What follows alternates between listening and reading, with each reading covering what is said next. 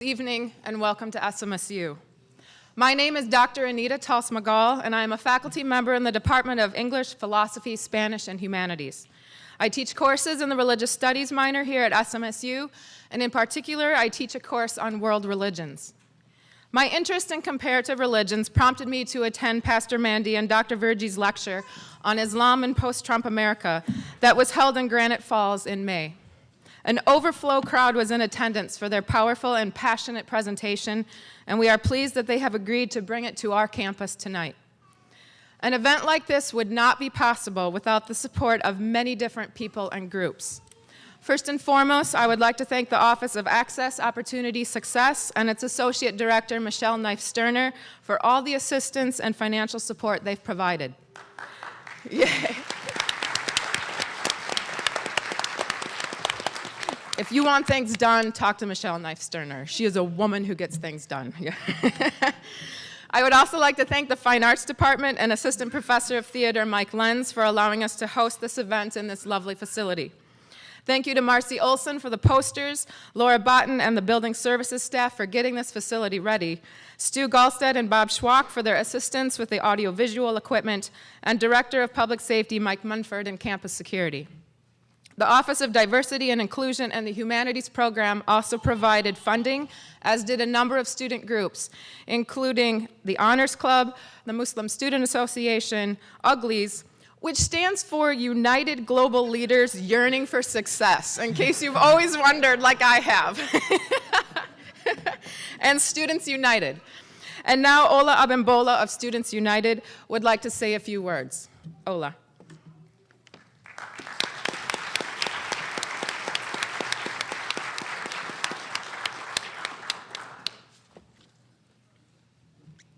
Good evening, students, professors, esteemed audience, and our distinguished speakers. I extend the warmest greetings on behalf of Students United. My name is Ola Abimbola. I'm the campus organizing intern for Students United. What is Students United? Students United is the advocacy and lobbying organization for Minnesota State University students, 80,000 strong students across the Minnesota State system. Our issue campaigns include affordability, student wellness and success, diversity and inclusion, and we support events across the Minnesota State system. So we advocate for our fellow students. We come together 4 times a year in our delegates conferences, where we come up with ideas to make Minnesota student associations and our students more comfortable in their experience in the university system.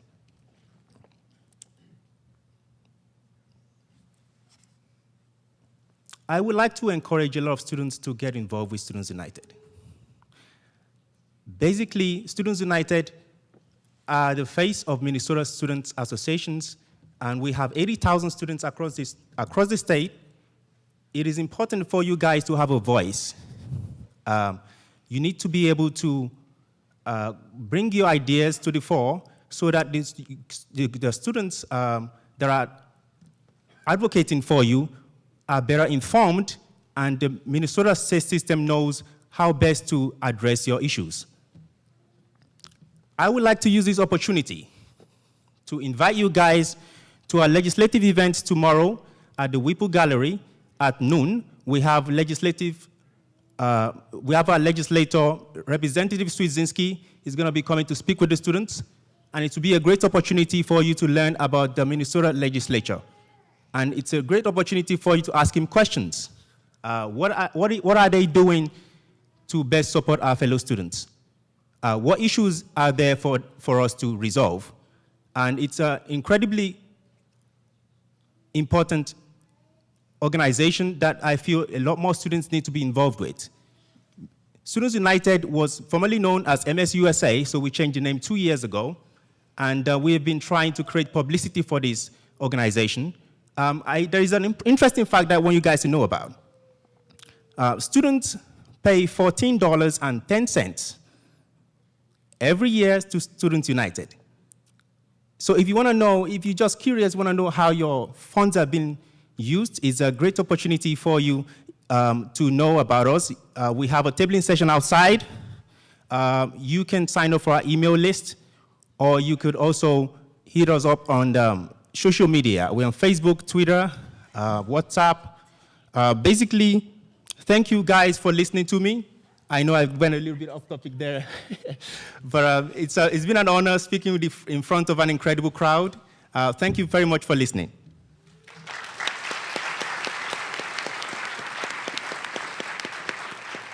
Thank you, Ola. And now for the main event. If you pay attention to the news at all, the impression you get of Islam is not positive. You hear the Quran teaches people to fight jihad and be rewarded with 70 virgins in paradise for killing infidels. You hear about ISIS chopping off people's heads, terrorists shouting Allah Akbar as they detonate a bomb and blow themselves up. We hear about Sharia law and don't really know what that is, but it seems to have something to do with chopping off people's hands and stoning adulterers. Women forced to cover themselves in a full burqa, and it appears obvious that Islam oppresses women. You see and hear these things, and you might have come to the conclusion that Islam is a violent religion and Muslims are all a bunch of fanatics. Recently, I heard on Minnesota Public Radio an interview of a scholar talking about the importance of a liberal arts education. In his opinion, there are two goals of a liberal arts education. Number one, to teach people to ask, but is that true? And number two, to teach people to have empathy for our fellow human beings. In a political climate where truth and empathy no longer seem to matter, our speakers tonight are here to teach us about both, to prompt us to ask, but is that true when we hear that Islam is a violent religion, and to develop empathy when we are told that Muslims are all a bunch of fanatics. Dr. Ayaz Virji is a practicing physician in Dawson, Minnesota. He received his medical degree from Georgetown University, practiced medicine in Harrisburg, Pennsylvania, and moved to Dawson in 2014 with his wife Musarat and 3 children. He had an interest in rural health and the desire to practice what he calls dignified medicine. His move to the small town of Dawson felt right, and he felt accepted until the presidential campaign of 2016. When he realized that the majority of his neighbors and patients in Dawson and Lacaparo County had voted for Donald Trump, a man who suggested he would start a Muslim registry, would ban Muslim immigrants, and who stated that Islam hates us, Dr. Virji began to wonder, is this what people around here really think of me and my religion? Do they think I'm a terrorist? Amanda France, then an intern pastor at Grace Lutheran Church in Dawson, was hearing strong remarks in the community regarding Muslims in the weeks leading up to and immediately after the election. Many people were supportive of the anti-Islamic comments President Trump had made. Dr. Virji was her physician at the time, and she knew that his family were the only Muslims in Dawson. She was concerned that the anti-Islamic rhetoric would impact them negatively.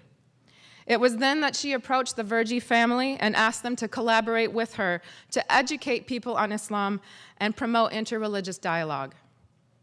The results of this collaboration have been rapid and stunning. What began as a series of church workshops to educate parishioners on what Muslims believe grew into a series of community talks in Dawson, Montevideo, and Granite Falls, then national media attention in July in the Washington Post. And it only continues to grow. Dr. Virji is currently working on a book with a best-selling New York Times author chronicling his experiences, and he will appear in a Katie Couric special on minorities in America that will air on the National Geographic Channel in 2018. Amanda France is now an ordained minister at Our Savior's Lutheran Church in Bird Island, and was recently recognized in the nationally distributed Living Lutheran magazine for her efforts to promote interreligious dialogue. We are pleased and honored that they have brought their message to Marshall and Southwest Minnesota State University this evening. Please join me in welcoming Dr. Ayaz Virji and Reverend Amanda France.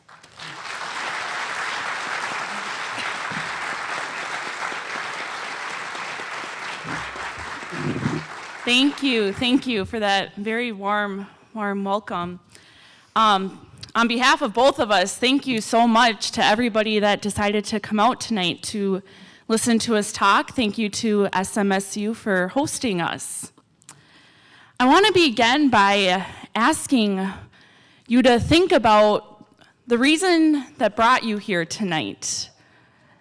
I'm going to invite somebody to shout out a reason that brought you here. What is Islam? What is Islam? Okay. Anyone else? I have friends that are Islam. Okay. Muslim. Okay, you're Muslim. Okay. Yes? I wanted to hear from the source what it would be like to face the level of discrimination that is rising in this country, especially in the small rural town of Minnesota. Sure. Okay. Great. Thank you. Yep. The Quran used by all Muslims. Okay. So wide array of reasons that brought us here tonight. As a ordained pastor in the Lutheran Church, the ELCA, Evangelical Lutheran Church in America, I want to tell you a little bit about the reason that I'm here tonight. So I started out doing my pastoral internship in Dawson, Minnesota, not far from Marshall.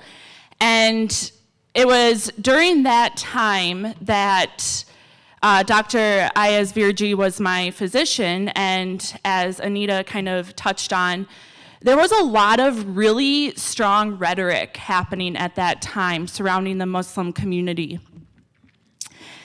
And I knew that the Virji family was the only Muslim family in our community, and I was wondering, is any of this negative rhetoric affecting them, or are they hearing it, or how is this affecting them? And so I took it upon myself to approach them and to ask them to collaborate with me to educate people on what Islam is and what it isn't. Now, as a Christian, people thought that was kind of weird because Islamophobia, I'm not on the receiving end of it. But as a Christian, I believe that I am, because although we don't believe the same thing, when my neighbors are hurting, I in turn am hurt. And people didn't take to that too well. They thought that for a Christian to befriend people that are Muslim, that I in turn must not really be a Christian. We got a lot of really, really strong outpours of people that did not like what we were doing. For instance, this is a prime example. You see my little girl up here running around.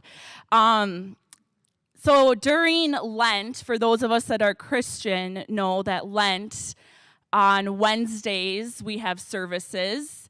And the Virgies were so kind to watch my little girl so that I could go and preach the message of Jesus Christ. And people in the community were so concerned that they were going to convert my little girl to Islam. Yeah. She was much younger at that time, too. I mean, that's the kind of stuff that we were encountering. And the way that I explain it is I can wear my cross around my neck, and I can preach Jesus. I can say the Lord's Prayer. I can say the Apostles' Creed. I believe full-heartedly in the Trinity. But I can at the same time honor and respect the sacred space of other people. And that doesn't have to take away from my relationship with Christ. My salvation is secure. It doesn't have to threaten me. And Ayaz and I, obviously, we disagree on a lot of things. That's okay. There was one time we were having dinner, and we were kind of talking about some Bible verses, and he was saying it was one thing, and I was like, no, it's this thing. We laughed, and I said, pass the bread. And it was fine. It was okay. And I think that's what this is about, really. It's okay for me to wear a cross and for him to hold a Quran, and we can get along, and it's okay to disagree. So tonight, there's going to be a chance to ask some questions, mainly about Islam. And as we know, it can get a little controversial. So I like to lay some ground rules out for when we do have some open dialogue, just so we know what's allowed and what's not. When we ask questions, please ask them from using I statements. So for instance, I speak out of my own personal experience. I don't speak on behalf of all Christians, because as we know, all Christians don't think the same. I only speak on my own experience. I would ask that you do the same. You can challenge ideas, but please do not personally attack, okay? Because that's not healthy. We don't get anywhere doing that. It's okay to disagree with stuff that he says. That's fine. But to personally attack him isn't healthy. When we engage in interfaith conversations, we're not here to convert anybody, okay? The idea is if you're Christian and you're here, we don't care if you walk out Islam or a Muslim or a Christian or a Jew, like whatever. That's not the goal of this. The goal is to just get to know one another. Look at people as people. Learn a little bit about another world religion. Now, if you decide during the open dialogue that you want to get aggressive, or you want to use language that isn't appropriate, or you want to personally attack, unfortunately, we're going to have to ask you to leave. Because this isn't what we're here to do. We're here to, the title of our talk series is Love Thy Neighbor. So if you can't abide by those rules, unfortunately, you're going to be asked to leave. So as long as we're all clear on that, it is with the utmost pleasure that I introduce to you my beloved friend that I have had the honor of doing all these talks with, of getting to know his family. The best part of all this work is that his family and my family have become lifelong friends. So please give a round of applause for Dr. Ayaz Virji.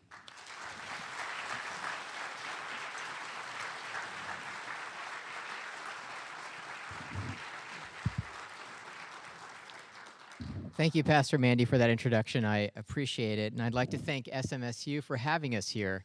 It's an honor to be here at your campus. We're very happy to be here today. I want to thank Dr. Gall particularly. She came to one of the talks and then invited us to speak. We appreciate your presence, and then also for helping us arrange this. I want to thank Ola. I want to thank the Students United group. That's fantastic. I enjoyed your talk and enjoyed your trying to get people engaged, because at the end of the day, that's how you make a difference. So, and finally, thank all of you for coming. I know this isn't always an easy message to hear, or certainly not to talk about, but I appreciate your time tonight, and I hope that we can certainly answer questions for you during the talk, and then hopefully have a robust and progressive question and answer session after.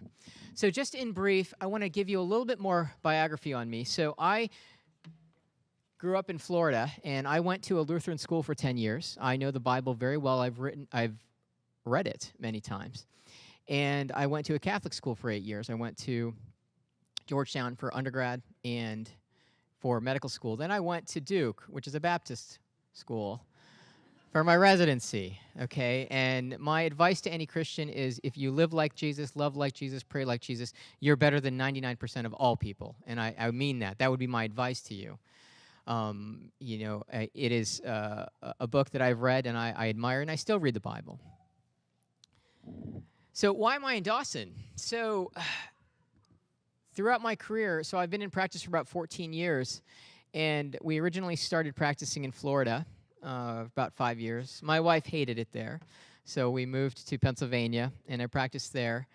And it became closer to kind of mid-career for me, and I started getting into that reflective mode of what I wanted to do. Now, for me, morality and medicine were linked. It's not just a profession for me. It's a moral calling.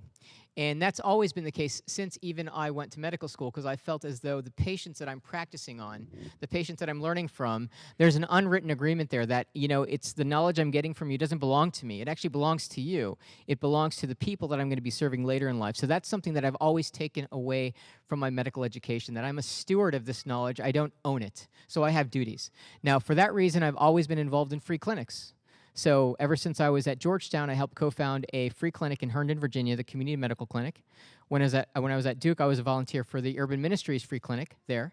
When I was in Florida, I was at the Red Crescent Free Clinic. And now in Minneapolis, I volunteer at the Hattie Free Clinic. So it's a calling. It's a rationale. It's a reason for me doing what I do. Now, coming to Dawson for me was the same idea.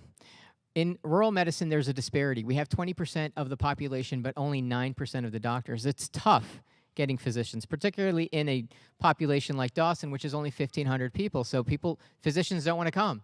So for me, it was answering that calling. It was, if not me, then who? If not me, working at the free clinic, who's going to do it? Even this lecture that we're doing, I don't want to be here. I don't want to do this. I actually, my religion is very personal to me. I don't like talking about it, but if not me, then who? We live in a toxic environment of divisiveness, a lot of Islamophobia, but it's not just Islamophobia, because since the talks, I've gotten so many emails. Emails and letters. We both get some of the hate mail and the death threats that comes with the territory, but there's so many people who have been encouraging and who have sent me such heartfelt letters that I just gives me energy to move on and to continue these talks. We were just in D.C. last week. We talked at the ELCA 500th anniversary of the Reformation. We gave a talk at Georgetown. We gave a talk at GW, and then we have several more this month. And we both have full-time jobs and families. But if not me, then who? So I'm here to hopefully dispel myths, and we're going to get visceral, and we're going to get deep into these talking points in a few minutes, but I want you to understand that's why I'm doing this. I have no interest in conversion. In fact, Islam has no interest in conversion. It says in the Quran very clearly, there is no compulsion in religion. So I came to Dawson to answer that call that there's an underserved area, and that's why I'm there. Now, when we gave this talk in one of the cities, some gentleman set up and said, listen, you're the Antichrist. It doesn't matter what you do. Your deeds don't matter. And I was like, really? And then in the next breath, they're like, well, we're glad that you're here. Don't go anywhere. So I'm like, you want the Antichrist to stay. So logically, it doesn't make sense. We have to think about these things. Anybody can throw out names. I can throw out names too. But does that get us anywhere? Should we think? We should use our superpower, and we should use our hearts. Together, it's a very powerful combination, but we don't use it. We listen to media and the fake news and these things to tell us what to think. So hopefully today, we're in an academic institution. We're in a place where facts matter, and we care about them. So we have a sincerity in our approach, and we want the truth. So hopefully, we can get into that, specifically on some of the questions that were asked about Islam, and we're going to talk about those in detail. So the purpose of today's discussion is to know one another and to dispel myths. As I mentioned in the Quran, chapter 2, verse 256, there shall be no compulsion in the acceptance of religion. According to one Muslim scholar, there are as many paths to God as there are human breaths. This is not an exclusive religion that says, hey, listen, you're either one of us or you're of the people who are dying or of the people who are not saved. Islam doesn't do that.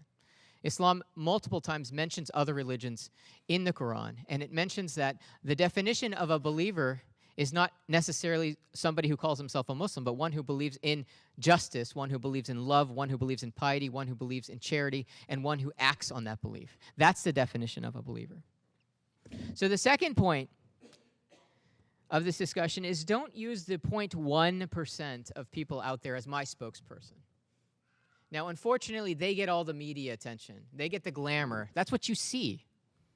When you go to Fox News and you see all these things and these people doing these acts of terror and murder, which I categorically condemn. I categorically condemn ISIS and Al-Qaeda and anyone who murders any innocent person. These people are murderers. They're cowards. They're the real losers. They are not me, and they are not the 99.9% of Muslims here. Right now, you're going to hear about the 99.9% of Muslims. Now, according to the State Department, now there are 1.6 billion Muslims in the world.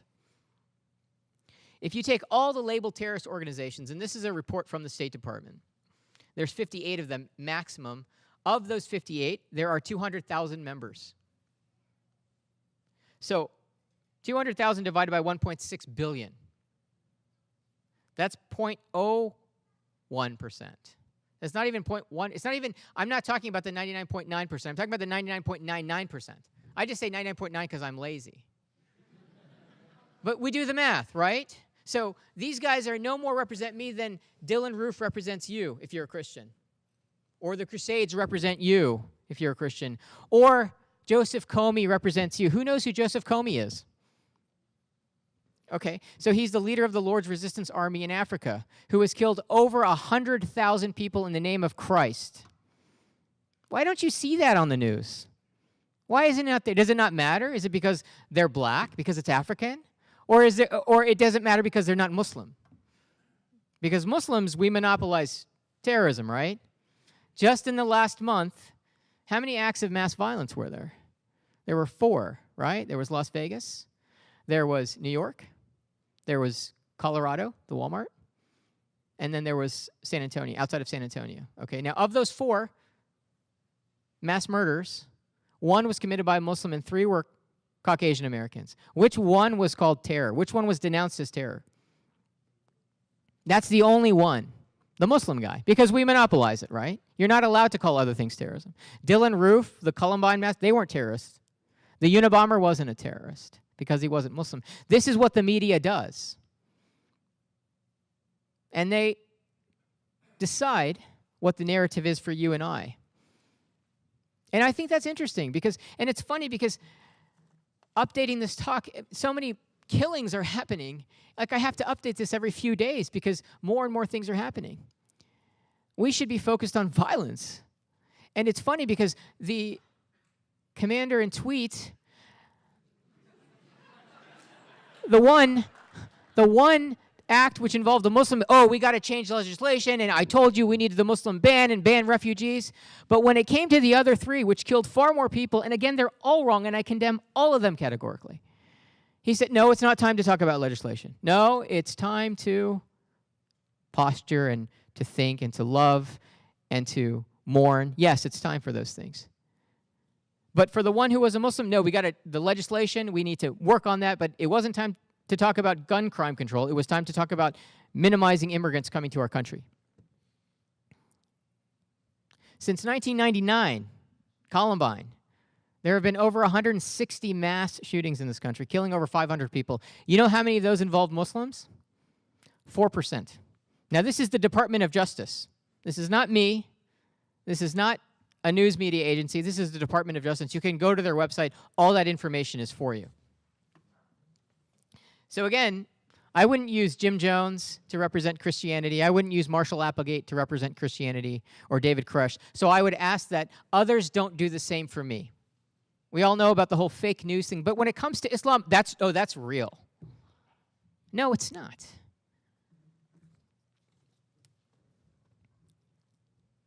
So why do people kill? They're crazy. They're insane. There's geopolitical issues. It's not the religion. So when Donald Trump says Islam hates us, he's lying, and he's wrong. And he's purposely stoking that fire. So that people like me, what should people like me think? When 49% of my community, who I didn't have to come to serve, vote for the guy who wants me on a registry. The other day in school, my son's friend asked him, your mom is a part-time suicide bomber. Because she wears a scarf on her head. The other day, we're sitting at the local diner, and a local resident comes, sits herself down. We didn't invite her. She sat herself down. And so I said, Sheila, why don't you have a seat? And she goes on about how terrible my editorial is and how what we're doing is. And I asked her point blank, should all Muslims be on a registry? And she said, absolutely. I said, well, that's interesting. All Muslims should be on a registry, yet 96% of these mass shootings are Caucasians. But we should be the ones, because it's only that 4% that matters. But it's interesting. These are the things that we're fighting. These are the things that bring this talk where we are. So how do we get there? There is no root here except for the truth. There's no spinning or deceiving. The only way to get to this is through knowledge, through truth. And it's the hard road, okay? Devotion to knowledge. This is not what you're going to see on Fox. And I'll remind you and remind myself from Proverbs 3, 5 through 19, it reads, never rely on what you think you know. Never let you think you are wiser than you are. The Lord corrects the one he loves. Wisdom is more valuable than jewels. Nothing you could want can compare to it. The Lord created the earth by his Sophia, by his wisdom. This is the Bible, telling you nothing more important than this. Yet many of us, we turn our brains off. You know, we all have this superpower. All of us, everyone in this room is smarter than I am and more capable than I am. But we turn it off and we let other people tell us what to think or how to frame issues because we just associate. So we turn it off. That guy said it must be true. And this is half of the problem. But we're at a university. Half of the solution. Muhammad said, the ink of a scholar is holier than the blood of a martyr. God has not distributed anything among people more excellent than wisdom. A wise person sleeping is better than an ignorant person's worshiping all night. In not just our faiths, but all great faiths, the approach to wisdom and truth is pinnacle and is central. So that's how we get there. And this isn't the easy road, this is the hard road. It's a lot easier, again, to let others tell us what we think so that we can turn our minds off and we can watch daytime TV or whatever. Jesus tells us in Matthew 7, 13 to 14, enter through the narrow gate, and broad is the road that leads to destruction, and many enter through it. But small is the gate, and narrow the road that leads to life, and only few find it. Okay, so this is Jesus talking. Okay, and he says only few of you are going to be saved. Most of you are not. He's saying that. So if he was saying that, I would be scared. I want to be part of that. I want to be part of that narrow road. I want to find it. I want to work. I want to use this. I want to use my heart. I want to think. Did that make sense? Or I don't want to just be told what to think. Matthew 7, 1 through 2. Do not judge others so that God will not judge you. Again, I was called the Antichrist when I was giving this lecture. Now, that didn't make sense because my deeds didn't matter, but we want you here. Does that register?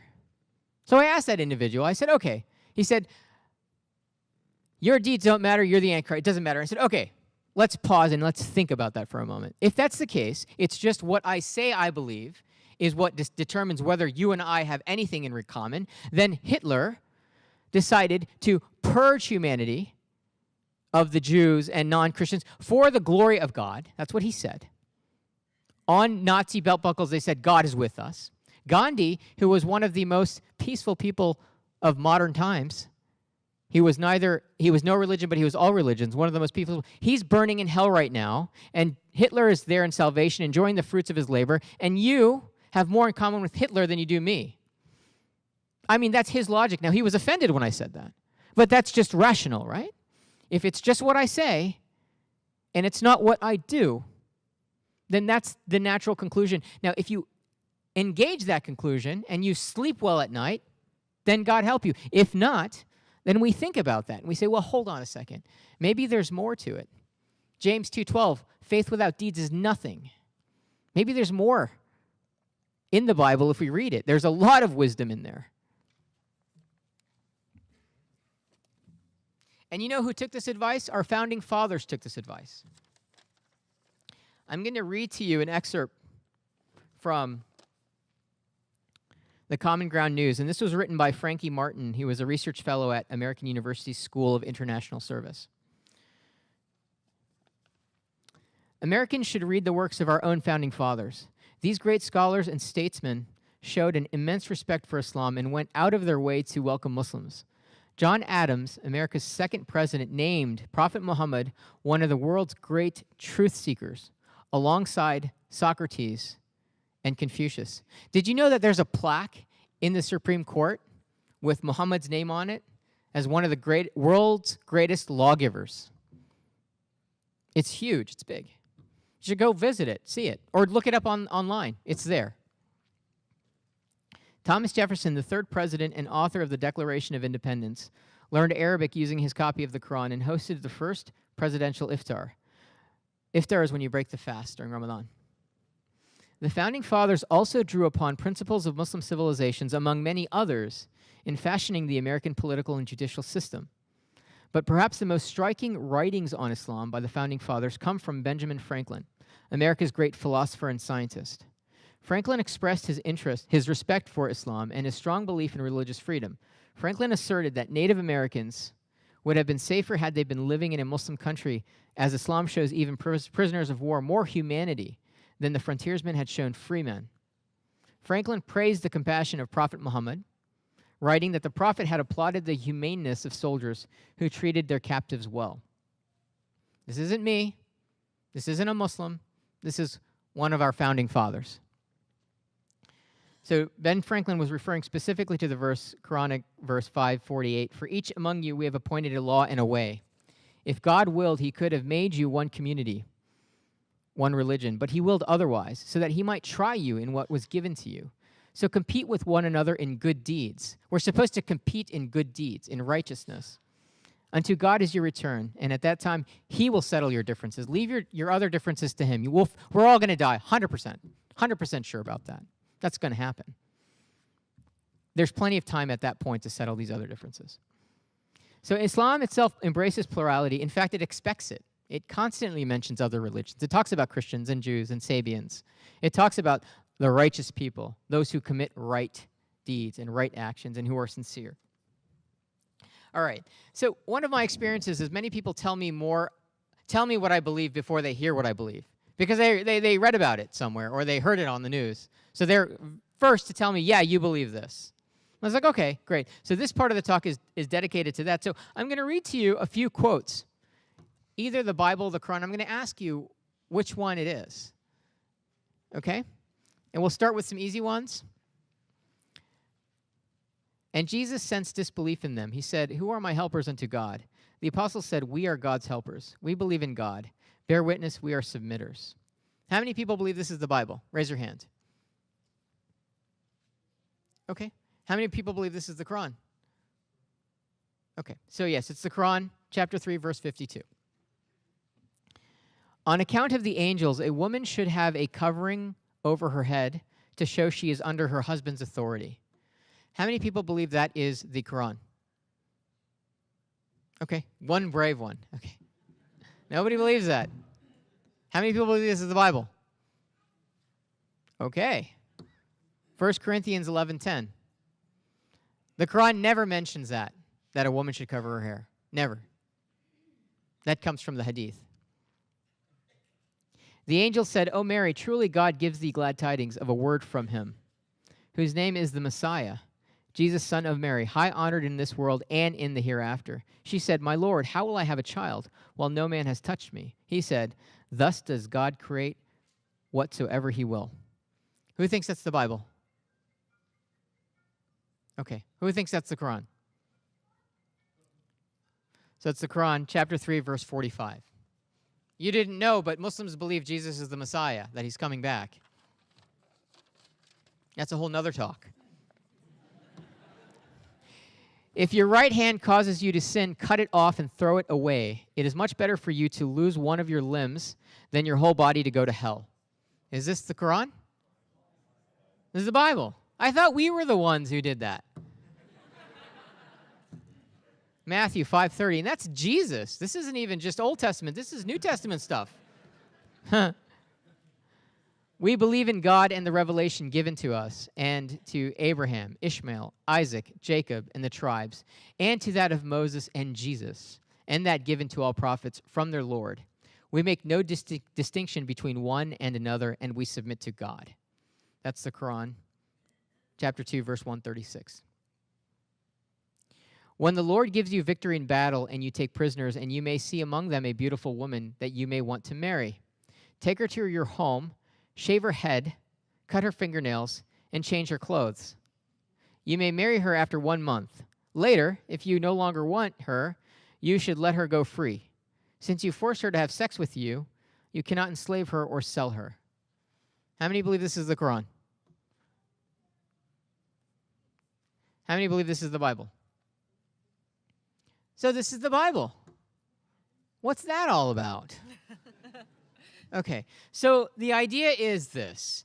Anybody can pull a verse out of any book and make it sound any way they want to. Obviously, Christianity is a religion of peace and a religion of love, and I would defend it to my nth turn, okay? When you take the entire context of the religion and Jesus' life and word, you can understand that things happen contextually. All we would ask as Muslims is you understand the same, okay? Final quote.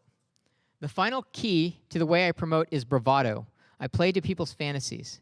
People may not always think big themselves, but they can get very excited by those who do. That is why a little hyperbole or lying never hurts. People want to believe that something is the biggest, the greatest, and the most spectacular, like those beautiful soft towels. That's right. This comes from Commander-in-Chief, Art of the Deal. That's right. That's his book. All right. So just a brief, I want to get into two major topics today, terrorism and women. But before that, I want to just give you a brief understanding of how to approach the Quran, because the Quran, it's not a storybook. It's not a novel. It can't be, it's not linear. It's not temporal. It oftentimes jumps from topic to topic. It's a book of principles. Reading it cover to cover is like reading the encyclopedia or reading the dictionary. You don't do it that way. And there are specific foundations, principal foundations, and then there are examples that refer to those foundations coming later. Now, if you think of the Muslim community, the first 13 years, the Muslim community was persecuted in Mecca. They didn't have a religion, so they established the religion. So that we call those the Meccan Revelations. So that's talking about love and truth and dignity and respect, etc. And then later, once the Muslims moved to Medina and they actually had a state, then verses came, to fill in the gaps. Okay, how do you run a state? What do you do? How do you get justice? Because you can't have peace without justice, right? The way to peace is everybody's following the same rules, and then you can have peace. So when we look at our prophets, now according to Islam, there have been over 124,000 prophets. It doesn't name all of them. It names some of them. The Quran names Jesus. It names Abraham and Moses and Adam and Jonah and Job. It names some of them, but there are many that are not there. So for Muslims, we believe each prophet brought one bezel of wisdom. They both represented something. And that when Muhammad came, he represented the entire package. So we say he was the universal man. So when you look at Adam, our first prophet, he came and he taught us the idea of forgiveness, that man is going to sin. Moses talked to us about the idea of a law, the importance of a law for progress, for happiness, for peace. Jesus taught us love is above the law. Your intentions are better. This is something far bigger than the law. Socrates, who could have been one of our prophets, talked to us about logic and the importance of that. Buddha taught us the middle way. He could have been one of our prophets. In fact, there's data suggesting interpretations that he was. So Muhammad, for us, brought all of it, the entire package. So he had to be not just a preacher, he had to be a statesman, a father, a general, a judge. He had to bring it all. So the Quran, which was revealed to him, taught him how to do that over the years. So it's very easy to take a course word here, a course verse, and say, yeah, this is Islam, this is what you do. And that's just wrong. Because what I did with you with the Christian verses is what Al-Qaeda would do. They'll say, listen, Jesus says in Matthew, I come not to bring peace, I come to bring the sword. These guys are trying to kill us. Now look at the KKK, now look at the Crusades. And that's how they recruit. We should be better than Al-Qaeda. So Islam really looks at theory and practice. So the idea of a theoretical foundation with principles and then putting more of a practical understanding of how society should function. So I equate that to medical school. The first 2 years, we just read books. And then after that, we actually see patients, and then we learn, and then we do. So you need theory and practice. You have to have both. Now, this is a quote on approaching the Quran from Ingrid Mattson. She's the chair of Islamic Studies at Huron College at University of West Ontario. Readers of the Quran must shed the notion that a literalist reading of the Quran is somehow more authentic or pious than an informed interpretation. Ironically, the minority of Muslims who apply a narrow, fundamentalist reading of the Quran find as their allies a small group of anti-Muslim bigots who similarly take verses out of context to prove their hateful assertions. The other aspect of the Quran is constantly jumping. It goes from topic to topic. So just like our lives, we're constantly jumping. One day we're listening to a lecture, or the next minute we're thinking about our finances, the next minute we're thinking what we're going to have for supper. This is how the human mind works. This is how the Quran works.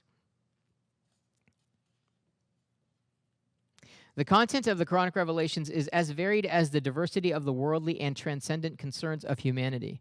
Just as individuals are rarely concerned with only one aspect of their life at any time, but are constantly shifting their attention from one concern to another, from marital relations to finances to anxiety to health to spiritual pain, difficulty, making a moral decision, the Quran rarely focuses for an extended period of time on any one concern. So again, it's not your traditional book.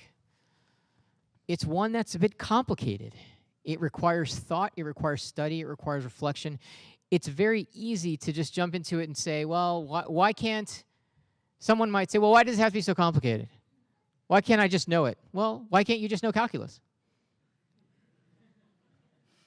You had to learn 2 plus 2 first, right? Then trigonometry, geometry. It took time. So if you wanted something that meaningful that changes the world like calculus does from Sir Isaac Newton, then it took time. It took work. All right. So now let's talk about the issues. So we're going to talk about terrorism and we're going to talk about women.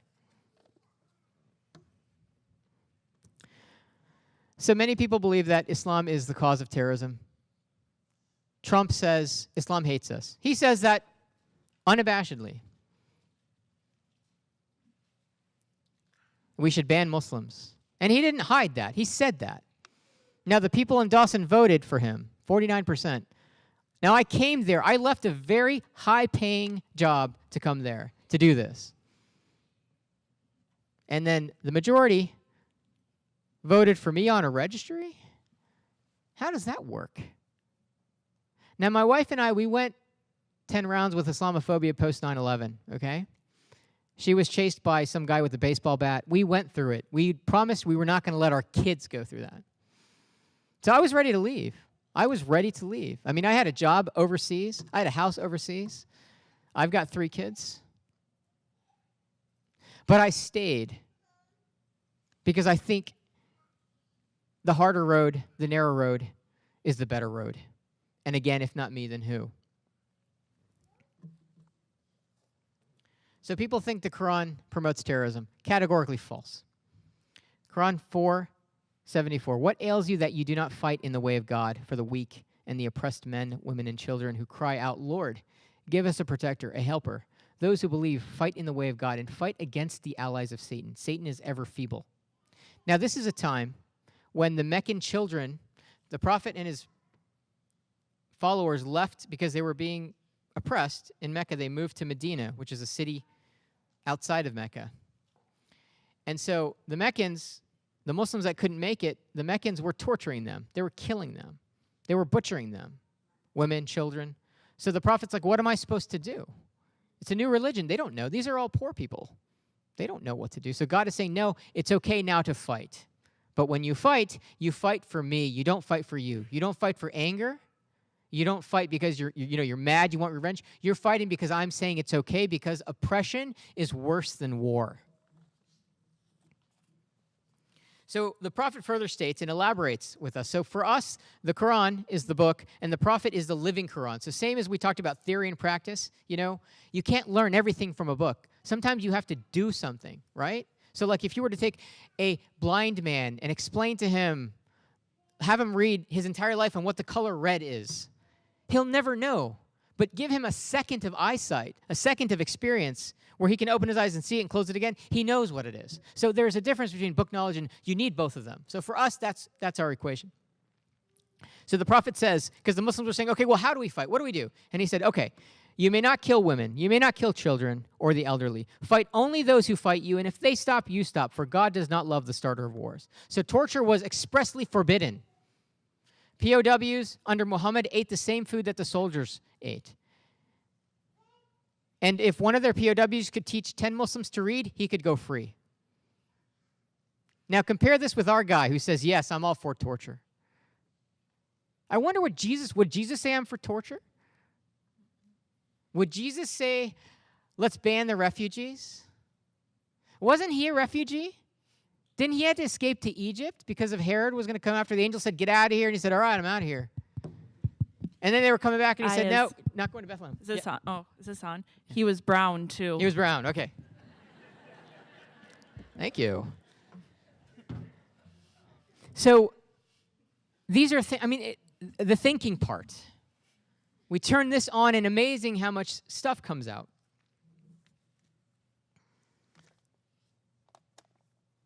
So people quote these passages to me, so I'm just explaining it to you. And people talk about the unbeliever, and Islam doesn't say the unbeliever is a non-Muslim. The unbeliever is somebody who has given up the afterlife for this life, meaning he doesn't care about anything greater than what's in front of him, right? It's like kind of like the existentialist Kierkegaard, or it's what's reality? It's just what you taste and touch and smell and what you that's it. That's your reality. Okay, so you don't believe in a greater form of justice, meaning reconciliation, a day where somebody's watching even when you're not watching. Socrates talked about the real virtue of a man is when he's got the invisible ring on. What do you do when nobody's watching? So an unbeliever says basically, this is it. Have at it. You want to do something? Do it. Don't do it if you can't get away with it because it's just going to harm you. But if you can get away with it, do it. If you want to kill somebody, do it. If you want to get angry, do it. If it makes you feel good. If you can't get away with it, then don't do it. It's just laws that are kind of keeping you in check, nothing else. That's the unbeliever. And there are many Muslims who are unbelievers, by the way. In the Quran, chapter 9, verse 107, as for those who established a mosque for harm and disbelief, like ISIS, to divide believers and be an outpost for those who make war on God, they will swear, we desire only what is best, but God hears witness that truly they are liars. He's talking about Muslims right now. Because there were hypocrites during Prophet's time, people who converted and said, yeah, we're with you. And then they would tell the tribes outside about what the Muslims were doing, so then they would come and kill their caravans. These were Muslims. And then after the Prophet, Muslims fought Muslims. They're very good at that. And this is a verse you'll never hear on Fox News. Quran 22, 39 through 40. Permission is granted to those who are fought because they have been wronged, only for saying our Lord is God. Were it not for God's repelling people with some other people, then monasteries, churches, synagogues, and mosques where God's name is mentioned would have been destroyed. God is saying we are protecting any time God's name is mentioned, churches, mosques, monasteries, synagogues. You should read the works of Washington Irving. Do you guys remember him? He was an American author. Rip Van Winkle, the guy who fell asleep. He wrote a book on life of Muhammad, and he chronicled this stuff and talked about how Muhammad was protecting the mosque, and the Christians that were under his state were allowed, and they had a treaty. He said, you may continue believing, you may continue worshiping, and no one will touch your property, and no one will touch your churches. You are free. And that's an American author.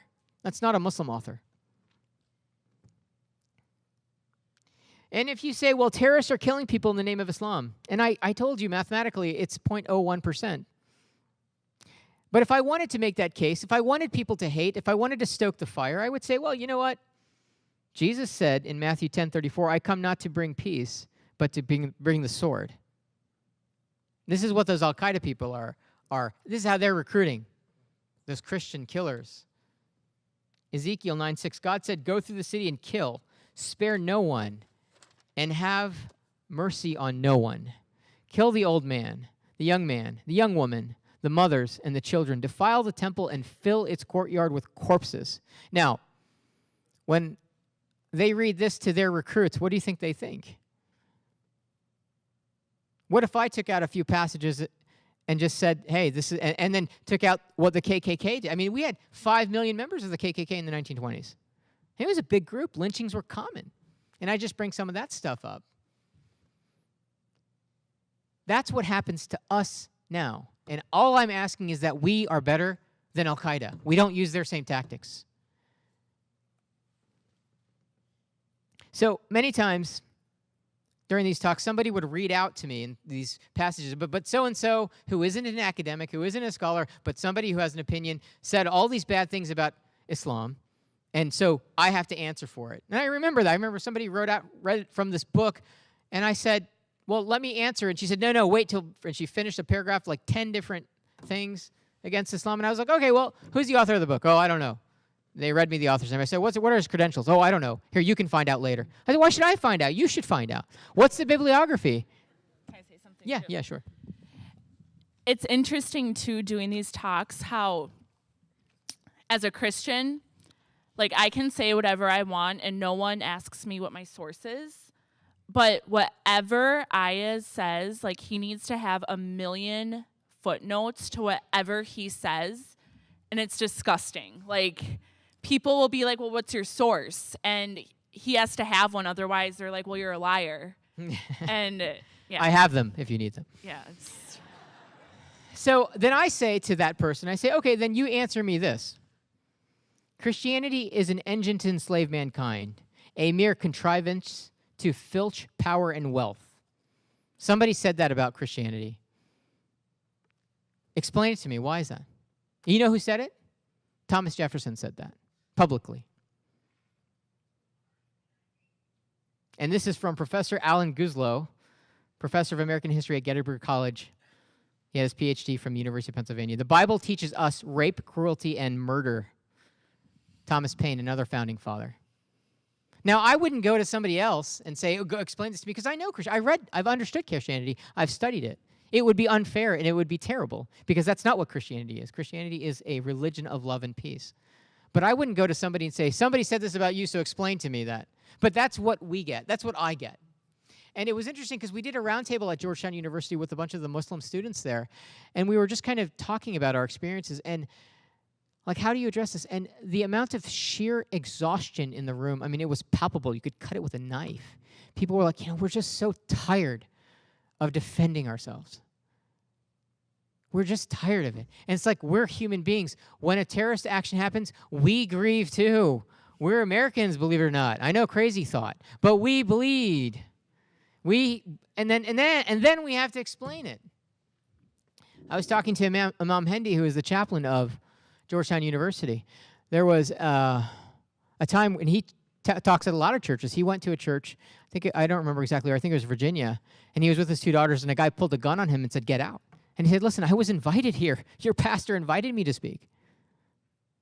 Just to speak. Like, since when has preaching love and inclusion become so dangerous? Why does it have to be so dangerous? He was telling me another story where there was a natural disaster that happened in Chattanooga, Tennessee, and there was it was a homeless shelter that was sponsored by the local church. And so he gathered a bunch of Muslim students from Georgetown and said, we're going to fly down, we're going to help you. And the local pastors formed a coalition to block him. They said, we don't want you, we don't want your help, don't come here. And he said, no, I'm coming. So he came, he sponsored a movement of fundraising. You know, nobody likes fundraising. He fundraised for this Christian-sponsored homeless shelter. He raised $125,000 for the shelter, gave it to them. Him and his students helped rebuild it. Then the pastor of the local church came up to him and said, you know what? I led the rebellion against you, and I'm ashamed. I should never have done that. Come speak at my church. And this was a mega church. This was like the 5,000, pew mega church. And he lectured, and he got a standing ovation there. When we open our minds, we open our hearts, these are the things that can happen. When we use our superpower, amazing things can happen. According to the U.S. Department of Justice, 94% of terrorist attacks performed in the U.S. from 1980 to 2005 have been from non-Muslims. So why don't we know that? Now, this is the Department of Justice. Are they lying to us? Why isn't that reported? And why is it that only Muslims can be terrorists? We don't want that monopoly. We don't like that.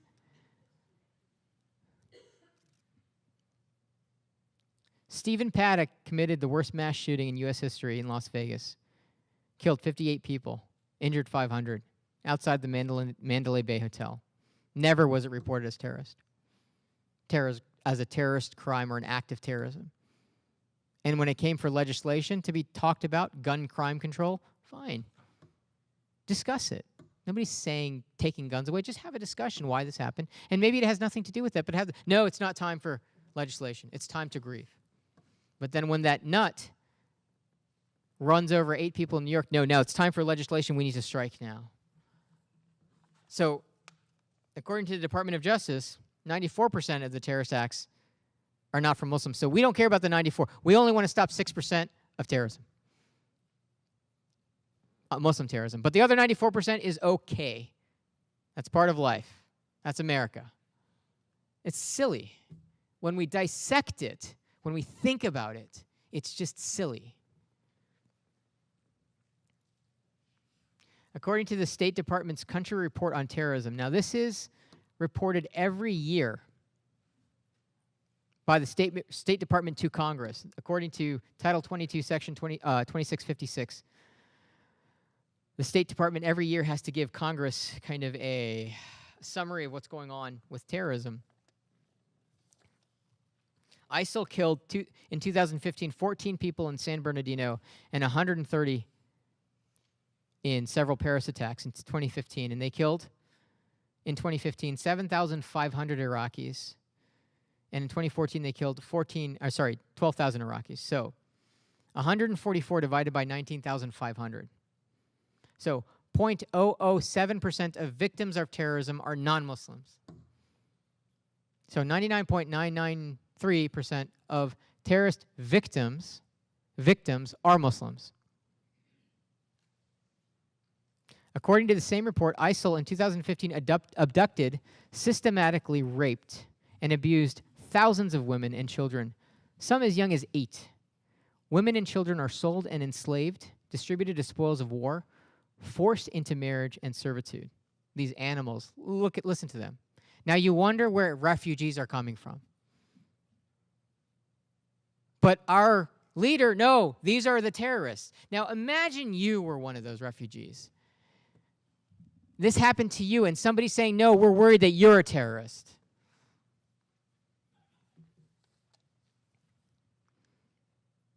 160 mass shootings in the U.S. since Columbine. We talked about that. Dylan Roof, Steve Paddock, Eric Harris, Aaron Alexis, Adam Lanza. Do these sound like Muslim names? Las Vegas, San Antonio, New York, Colorado. Which one was the terrorist attack? Which one was just lone wolf or time to grieve? So, if we're going to generalize, and we want to be logical, then Islam must be a religion of peace because 5 of the 12 last Nobel Prize winners were Muslim. So that's 42%. So if we're going to generalize, let's use the numbers. Math, right? So we must say it's a religion of peace then.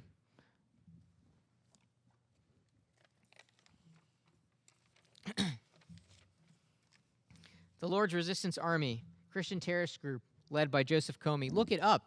Don't even take my word for it. Just you can Google it on your phone if you want. Killed over 100,000 civilians and abducted over 20,000 children over the last 15 years in the name of Christ. Okay, so I made my point on terrorism. I'm not going to dwell on that. So let's switch topics now. Let's talk about women in Islam. The other one, right? Because Muslims oppress women, right? Absolutely not. Now, I don't disagree that in certain countries, women don't have the rights that they should, including perhaps our country. Look at all these sexual scandals. Look at what's happening. We have our own dirty laundry that we need to fix. I mean, women have probably been the largest oppressed group throughout all of known history. So there are tribal countries that have tribal laws, and I don't dispute that. That is not Islam, though. We're talking about Islam right now. We're not talking about tribalism. The Prophet Muhammad said, a man should respect in all women the womb that bore him. Now, is that the speech of a misogynist? The society that he was born in, the Arabs, they used to bury female infants alive because they were so angry that they had females instead of males. It was a male-dominated society. So he came in and said, stop that. And they said, what, are you crazy? Why are we going to stop that? He said, no, stop it. It's wrong. And that's why they went to try to kill him. He was a reformer. Islam, during the 7th century, gave women the right to own property, the right to vote, and the right to divorce men. 7th century. Categorically known. Ask any religious historian. They will tell you that. Now, when did we, in the U.S., when did women get the right to vote here? Yeah, 19th Amendment, 1919, 1920. So 1,300 years later, right? We should compare dirty laundry to dirty laundry. We shouldn't look at somebody else's dirty laundry and say, well, look at our gems. We should compare apples to apples. Colossians 3:18. Wives, submit yourselves to your husbands, for that is what you should do as Christians. 1 Corinthians, not 2 Corinthians. 1 Corinthians 11:5-7. Any woman who prays in public with nothing on her head, she might as well shave her head. And since shaving her head is shameful, she should cover her head. So why are Muslim women covering their hair? Are they following the Bible? It doesn't say anything like that in the Quran. We get the traditional covering from the Hadith. The Quran is a book of principles. It's not a clothing manual. But the Bible clearly is talking specifically about clothing. Now, why is it okay for a nun to wear a headscarf, but not a Muslim woman? Have you ever seen a picture of the Virgin Mary without a headscarf on? She wore it. It's okay for her. Coptic Christians wear it. Orthodox Jewish women wear it. Mennonite Christians wear a head covering. The only person who is not allowed to do that, there's only one group, and that's the same group that has monopolized terrorism. So what does the Muslim woman feel? So people look at the women here and they say, you guys are oppressed because you wear a head covering. Well, and I don't want to speak for the Muslim woman. I wish my wife would come up here, but she's a little shy. But she likes to speak at home a lot. Not shy at home. It's funny, people in town would be like, why does Dr. Virji make his wife cover her hair? Now, if they knew her, and how There's scared... no way that would happen. Yeah. How scared we are at home of her. They would never have said that. But to the Muslim woman, when she wears, and it's not about the headscarf, we got to get rid of that idea. It's the idea of modesty. It's an external manifestation of an internal idea of modesty. She is telling you, she's saying, stop. Don't ogle me. Don't grope me. I am not to be objectified. Yes, I have beauty, and yes, I have power with that beauty. I can control men. Look at me as a freely thinking human being, and I can do anything that you can do. That's what she's saying. She said, don't look at me as a piece of meat. Now, she's looking at the West and saying, oh my gosh, women here, they dress in thongs and bikinis, and they walk on stages to be judged by men. What's that all about? And we're oppressed?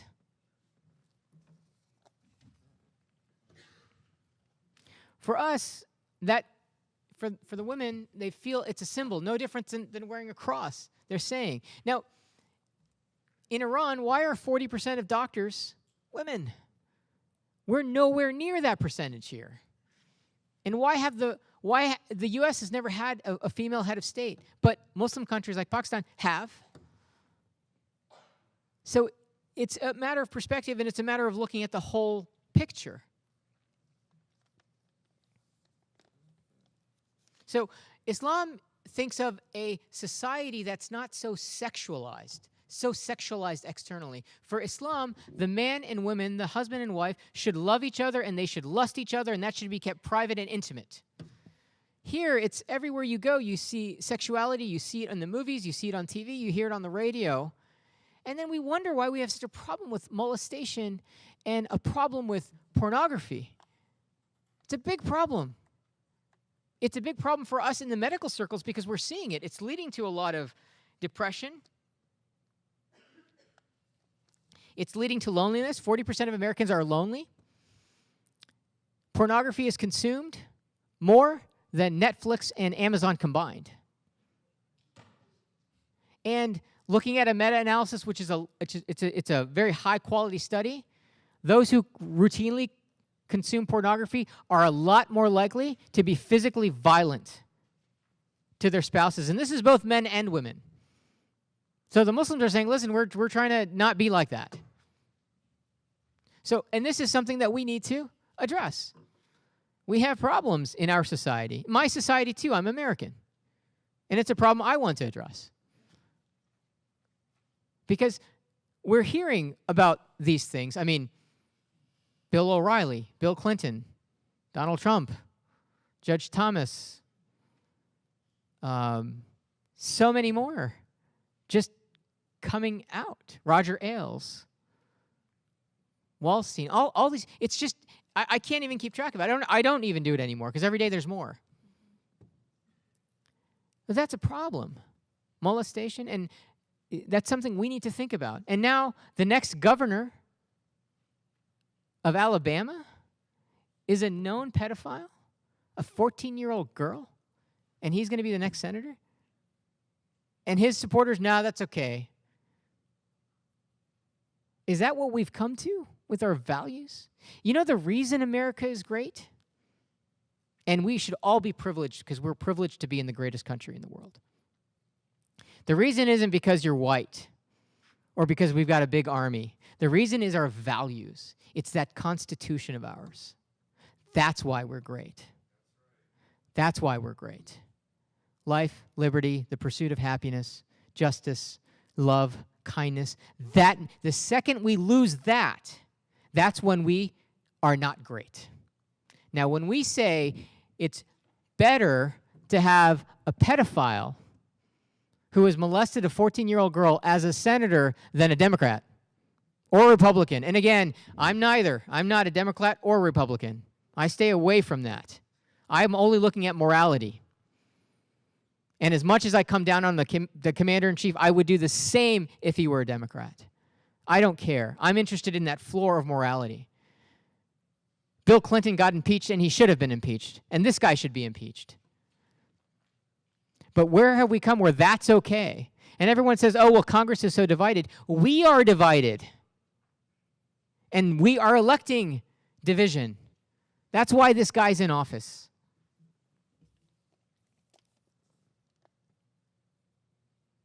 Okay, so I want to go now and talk a little bit about some of the responses. So I've just abridged the talk a little bit because I want everyone to understand what we're doing, why we're doing it, and the responses that we're getting. And I want to underscore that we've had a lot of positive responses, a lot of kind letters from people, and that's actually what gives me energy. Otherwise, I'm weak. I wouldn't do this. But when people send me letters, there was a 7-year-old Chloe from Vermont. She sent me a postcard saying, "You're my hero, Dr. Virji. I want to be like you. Please keep doing this." A gentleman who was a former colonel in the U.S. Army sent me a letter saying, "You've done more for the Constitution in the last month than I've done in my 20 years of service." I mean, that's so heartfelt. Now, there's negativity, too. Death threats in Latin. That comes with the territory.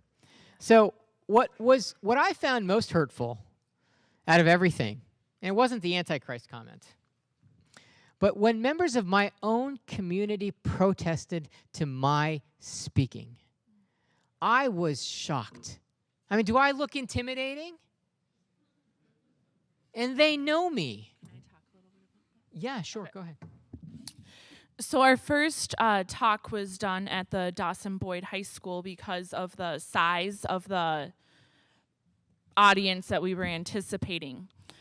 So we rented and paid for the space after school hours on a Wednesday. Signed the rental agreement, everything. Mind you, the week before, we unfortunately lost a teacher, passed away. And the school held her funeral in the same space. Let the children out early from school. and it was a Christian funeral. I actually participated in it. We sang Jesus Loves Me. I don't know how much more Christian you can get. It was Christian, and that was okay.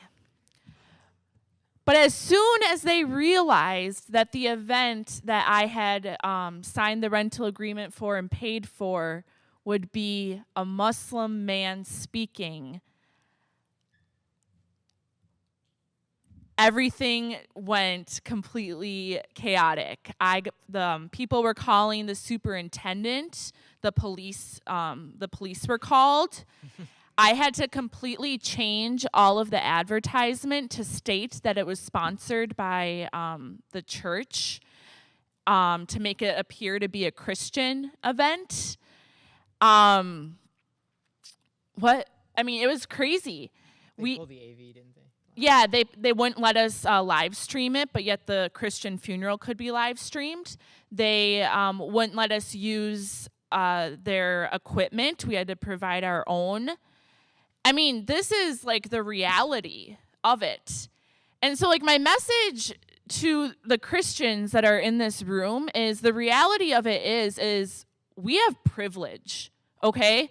Like whether you want to admit to it or not, we have privilege, and we're in a time and place in this world where it's time we start using it for good to create space for our Muslim brothers and sisters that are being silenced and stereotyped to have safe space to speak, okay? Because no one would ever question me getting up and speaking, but yet when it comes to a Muslim, it's like the police are called, like, and it makes me mad. It makes me really mad, and it should make you mad too. It should offend you. So, yeah, that happened. Now, I want to emphasize, I don't think the people of Dawson are bad. I think they're very good, actually. I think they're very kind, and I think they're gracious. I think they're poorly informed, and I think everybody's good, even the ones who are protesting. I think it's just a question of education and a question of understanding and not being disinformed. I mean, I think that there's a lot of that out there. I'm just going to read to you one of the quotes. This came up on our YouTube thing. This is a quote meant for me. "You are wrong. Your comments about Christians, President Trump, are short-sighted, making you appear blind or in a drug-induced coma. Your view on Islam and terrorism is way off. Who the F do you think we are fighting, you dumb ASS? The recent election is the backlash from the bull SHIT we have been shoveled from people like you and the previous administration. If you don't like it here, then get the F out of our country and try ISIS territory and tell us what you think." Now, did I say I wanted to go somewhere else? Did I say that? For God's sake. I love this country, and it's my country too. And it was funny because actually on the SMSU site, when it was posted, I think you showed it to me. Somebody said, "Oh, this is cute. I think he's going to talk about travel." I was like, why would you say that? Why don't you hear what I have to say, then make a judgment? And somebody said something about, well, cute, maybe they should have somebody talk about post-Obama economics. I think you should have an economist come and talk about that. We forgot about the recession we were in. We're so short-sighted. We were dying, man. The auto industry was in the toilet. We should remember those things. But anyway. We should move to... Yeah. So, and just final comments. Move the Q&A you're talking about? Okay, just a final comment. So, again, people still up to recently questioning whether I'm a citizen, questioning how I got into the country. A boat. I flew in, I parachuted, a stork. Or they say, "Where did you come from?" And I say, well, when a man and woman love each other, you should know this. Anyway. And then finally, I'm going to leave you with this is a quote from an article in the New Yorker, July 10th, 2017. "The Sunday after Trump was elected president, about 150 people gathered on the Capitol steps and marched, and a small group of Trump supporters staged a counter-protest. One of them was Joseph Whiteneck, a 6'6", 350-pound laid-off sheet metal worker. He was wearing a Make America Great Again cap. A number of anti-Trump supporters wearing Guy Fawkes masks ripped his sign out of his hands and tried to set his shirt on fire. He said, "When they brought out the lighters, I was genuinely scared for my life." A small Muslim woman wearing hijab, that's the headscarf, forced herself between White Neck and the people assaulting him. She was Amina Amdeen, a 19-year-old student at the university who originally immigrated to the U.S. from Iraq. According to White Neck, she stood there like a mountain, trying to stop the violence. Later, Amin remarked, "I do not stand for what he stands for, but I know his fears and concerns are valid. I love this country so much, and I don't want to see what's coming." So I'll end on that. Thank you all for attending. We greatly appreciate it, and hopefully we have some time for questions. Thank you.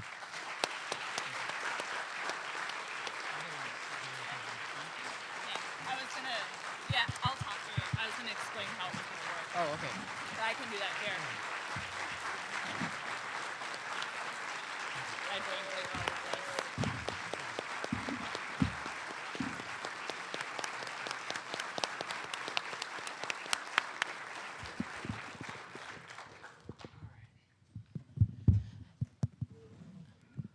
So if people, I don't know. You want to go ahead and explain? Oh, I think she's going to. Okay. Do you want me to explain it up here? Oh. Okay.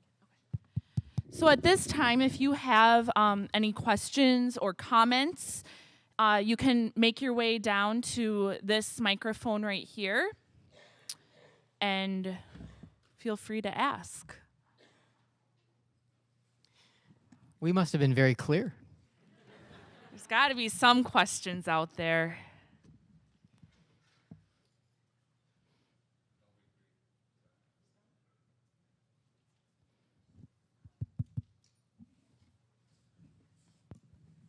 Check, 1, 2, check. Can you hear me? Okay. I'll be brief. Mandy, did you vote for Trump? Did you vote for Trump? Are you serious? I'm serious. No. I did. I'm Doug Peterson from Dawson, and I'll be known as the Ayaz's friend who voted for Trump and later regretted it. But now the more I think, through him I have met Jewish people, rabbis, Baha'i, Buddhists, Christians, Catholics, and I try to take the good from each. One of the stories I heard was in the biblical times, the men went to war is why the women weren't treated equal. And there were 9 women for every 1 man. So those women needed to be taken care of. So if a man took a woman in, she wore her scarf. That meant she was taken care of, and she was off limits to anyone else. And I was also told that's how belly dancing came about, because the women that weren't taken in, wanted to be, stripped their clothes off. So that's how that, I don't know if that's true or not. Okay? I don't know either. Well, it's a good story anyway. Have you ever been angry, Ayaz? Not that I can remember. Okay, yeah. We talk about that a lot, and tonight you did very well. I think you only said the T word 4 or 5 times, I counted. And I remember, have you ever been wrong? Not that I can remember. Okay. No, I'm just kidding. Of course. If you were wrong, is it sometimes hard to admit that? Yes. Okay, thank you. We've had several discussions in the past few months, and I've got to know Ayaz very well. And I remember he's my doctor and my friend, and he asked me if I voted for Trump, and I hesitated. I said, I'm not going to lie to this man. He's my friend. So I told him, and you said, no good will come of this. You were wrong. You know why? If Hillary Clinton would have been elected Commander-in-Chief of the United States, would you be here right now? I think not. So some good did come from Trump being elected, is my point. You The were optimist, wrong. everyone. The You optimist. were wrong.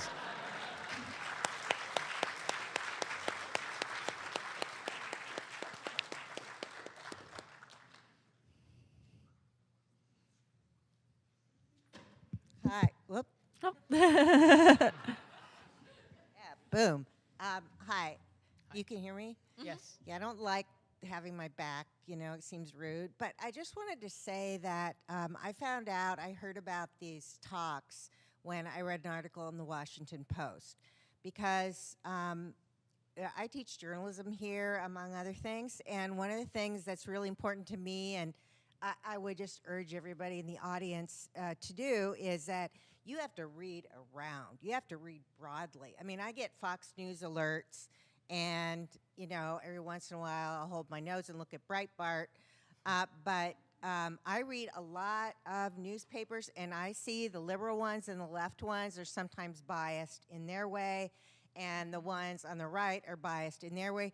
To get at the truth, based on facts and logic, you have to be willing to work, like you said, the superpower. I've never thought of the brain as being called the superpower, but yeah. But I just wanted to say that you too, not just doing what you're doing right now, but just being, that's a big part of it, but because I wouldn't know you otherwise, but being the kind of people that would rise above what people might think of you, that material element of the world, and just be authentic people who wish for the best for others. That to me is just, I know there are a lot of people out here like that too, but when I meet someone like that, it's just, I feel my own, soul rising. So I just want to thank you. Thank you.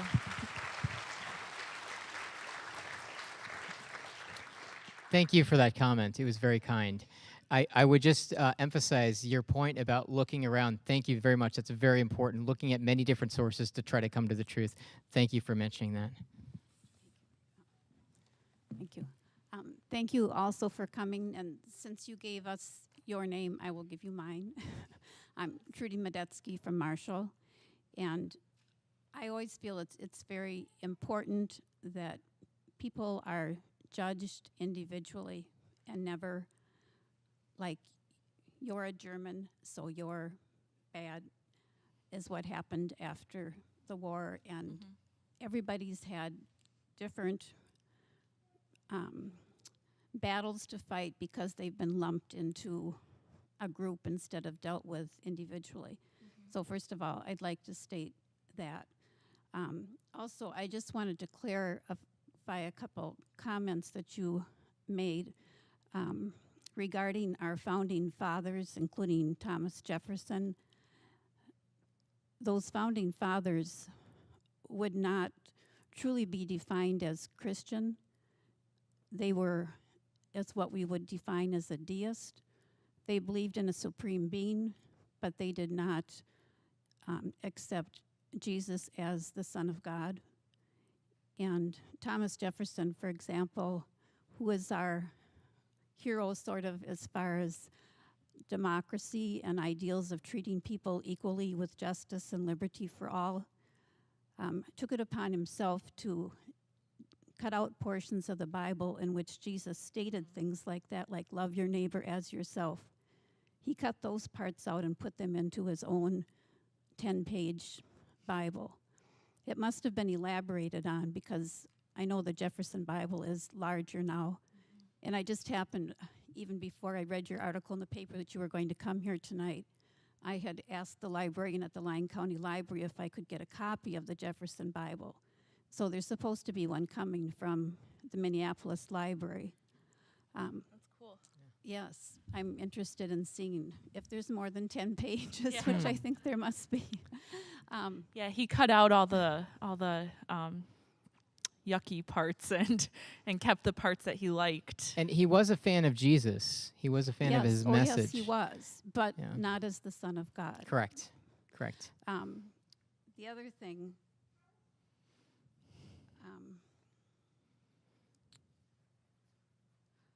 also in the Quran, which I have read, Jesus is always identified as the same, should I say, plane as other prophets. And I was indeed surprised to see many references to Mary and to Joseph and to Jesus in the Quran. That is true. It was very interesting to read that.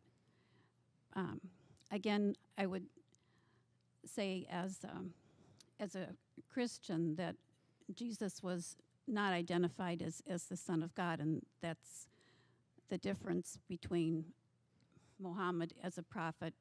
Jesus was God's son, according to the Bible.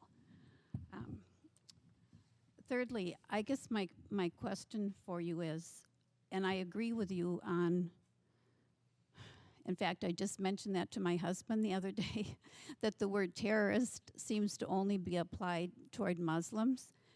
And like you, there are many mass killings that have been done for ages in our country, even before there was such a word used as terrorist, that were done by American people that certainly caused terror. So that is unfortunate, very unfortunate, that it's only been linked with Muslims. And I agree wholeheartedly with your point made on that.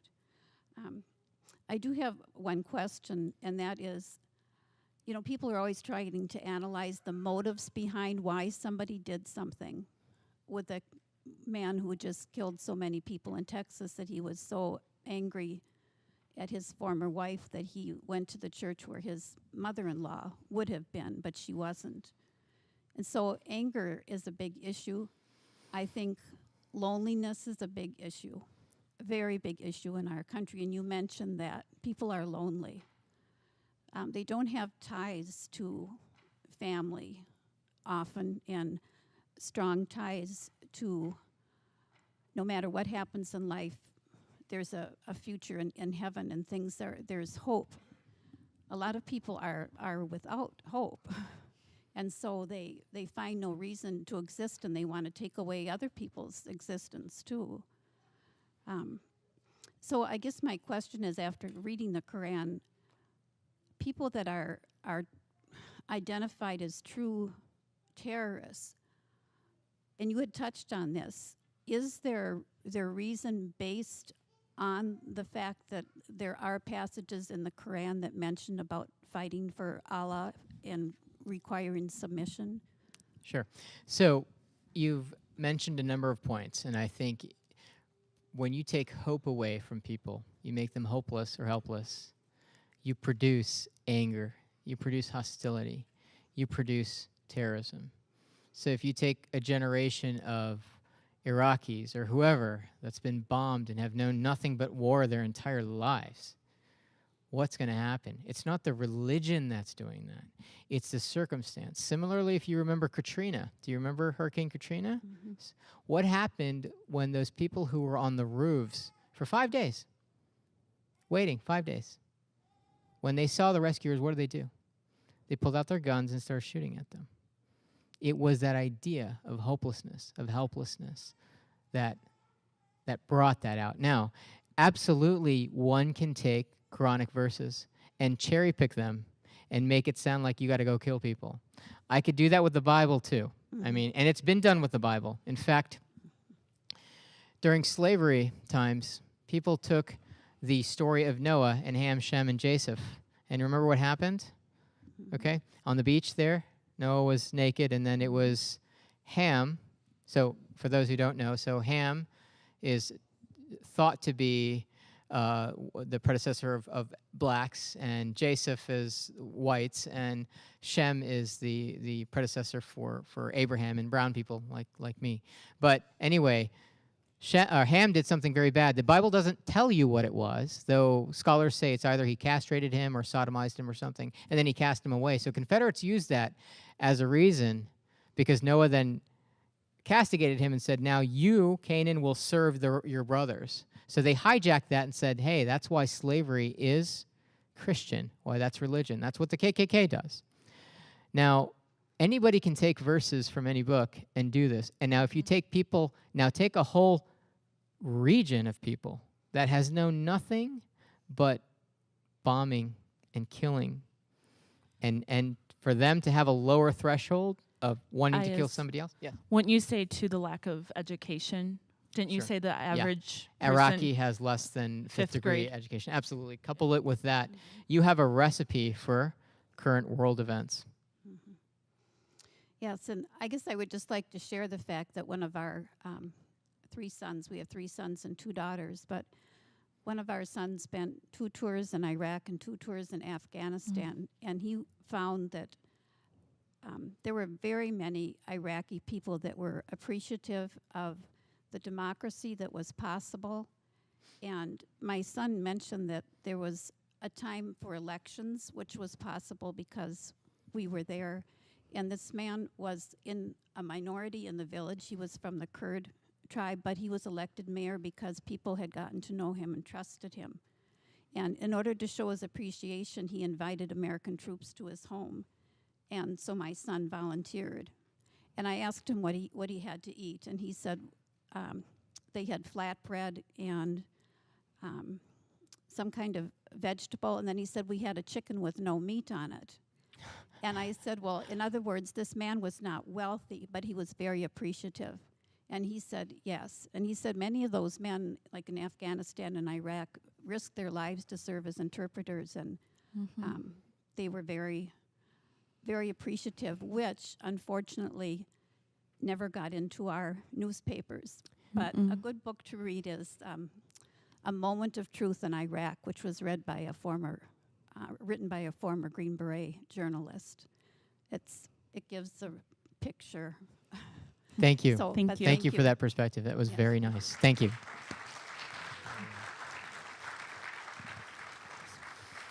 I think we have another.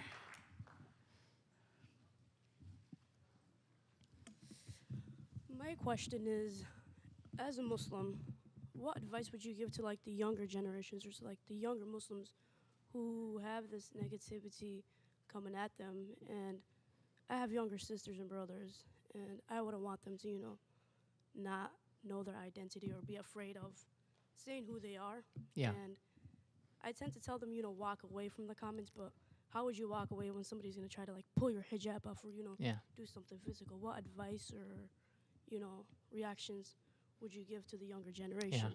So thank you for your question. I'm just going to repeat it because I don't think everyone heard it, but the young lady was asking us, or me, I think probably, what you would advise to young Muslims who are growing up here and who are experiencing real hatred toward themselves, people trying to rip their headscarf off or saying things.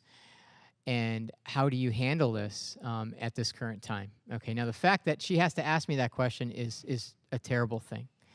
But we went through that post 9/11. We know what that feels like. My advice would be, first of all, the fact that you're at a university is fantastic, and I think education is something you should do, and we're in an amazing country. Even despite all that's happening, we're still in the best country. We still are. And we as Muslims also have a responsibility to reach out. Now, I'm not saying to the guy who's being violent to you, run away if that happens. But in our communities, we need to reach out to others. Pastor Mandy, and I give this example, she reached out to me. So I give credit to her for the whole, inception of our Love Thy Neighbor talks, but I probably should have been the one to reach out to others. Because we are humans. We have the same problems. We pay our taxes. Our kids don't listen. We've got mortgages. And we as a Muslim community, unfortunately, and I've seen this, we're very homogenous. We don't assimilate. We don't let people into our hearts as much as we should. And there's so many good people around us who would love to hear and know more. And we should be brave to do that. And the last thing I would say is that we should get involved.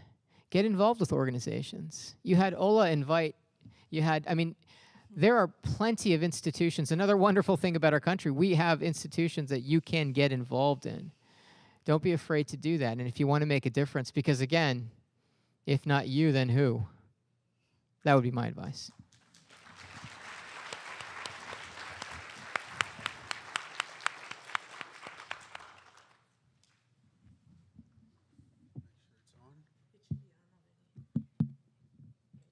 Hello. first off, I want to commend you for doing this. And I want to thank my professor for introducing me to this thing called newspapers because I'm really coming to enjoy reading it. It keeps me informed on what's going on. The reason I say this is because it's my personal opinion to disagree with you that we do live in the greatest country in the world right now. For one thing, NSA, or what's it called? NSA, National Security Agency, had been hacked, and something where everybody is just shocked. How could this be? We have the greatest technology, and you know, reason why I commend you is because I've had a hard time adapting to my environment, being where I'm at today, considering or knowing my own personal background. As you can see, I've had a rough time getting where I'm at today. And I'm very grateful to be here.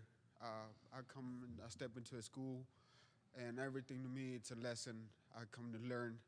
And I'm doing that, but sometimes I get the feeling where I'm not being reached at, or I'm disconnected with others. I get misjudged a lot, and people shouldn't do that.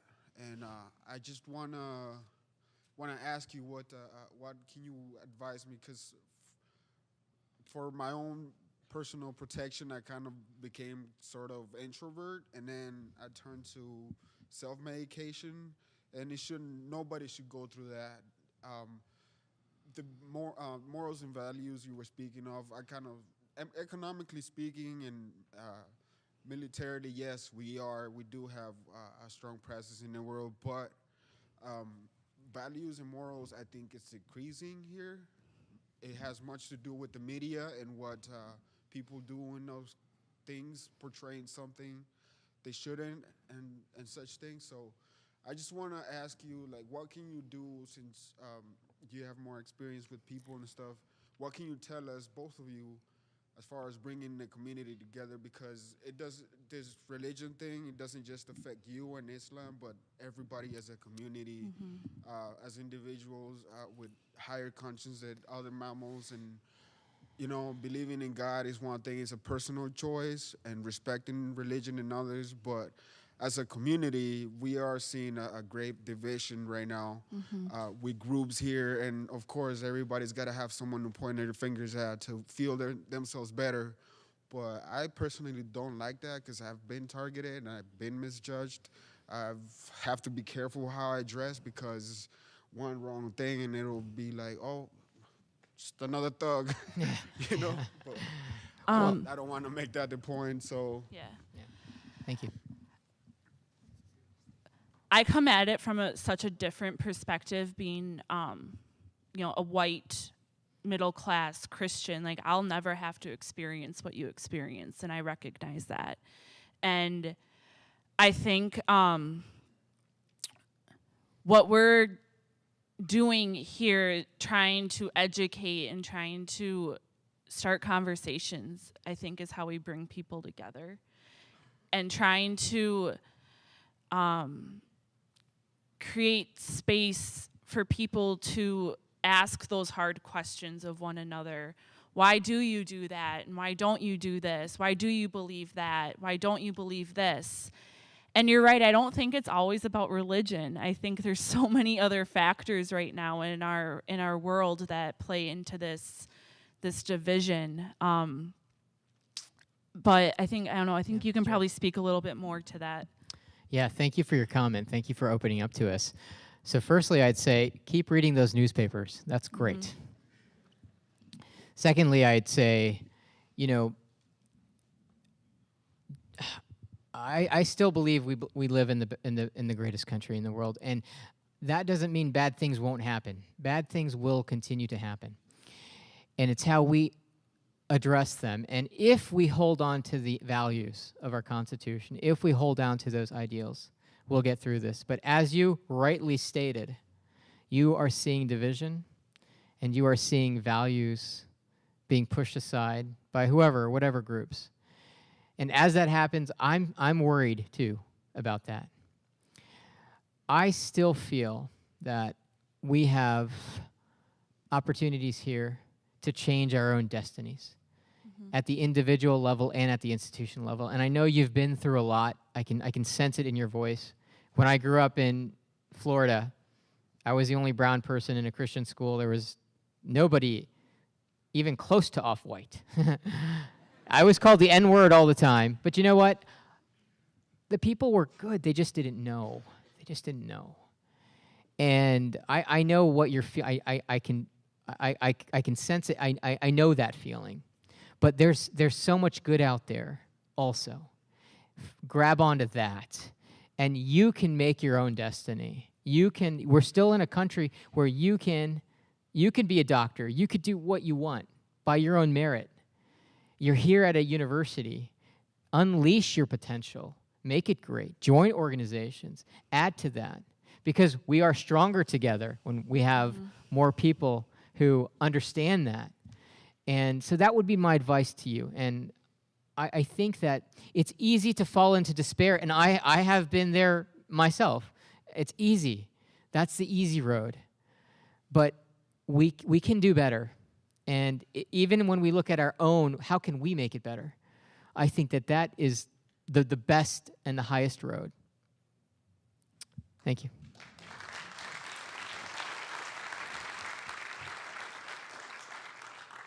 Hi, my name is John, and am I on here? Yeah. Okay, Yep. great.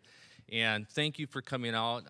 Over the past few years, I have been in positions where I can make friends with Muslims, and I try to, even though I'm a Christian, and firmly believe that. Gosh, I had a couple questions. You never said why you're a Muslim. Could I ask you why you are a Muslim? Why am I Muslim? Yeah. How much time do you have? Yeah. So let's getting late. understand what Islam is. So Islam technically means submission. And Islam, to me, and if you look at scholarly papers and scholarly opinions, is a very inclusive religion or way of life. And I look at religion as a verb, not as a noun. So you may say, hey, I'm Christian, and I say I'm Muslim. Then as soon as we do that, we've now excluded one another. So I say I'm Muslim, this is my group, and you're not part of it. You say I'm Christian, then you say that's your group, I'm not part of it. I don't look at religion that way. I look at religion as a verb. So Islam promotes, just like Christianity, just like Buddhism, just like atheism, humanitarianism, promotes love thy neighbor, virtue, honesty, dignity, respect, doing good, charity. So when you interpret it as a verb, because Islam itself means submission, so Muslim is one who submits. So as soon as you include it as a verb, then whoever is doing those actions, it doesn't matter what you say you believe, or you believe this is the Son of God or not, or what, it doesn't matter, because what you're doing is far more a function of who you are. Now, you're part of that group too. As long as you are being good, you're part of we're together. So it's a definition of inclusion. And I would say that Christianity is the same thing. I would say Buddhism is the same thing. I think that historically it's just deviated into a noun versus a verb. So when you say, why are you a Muslim?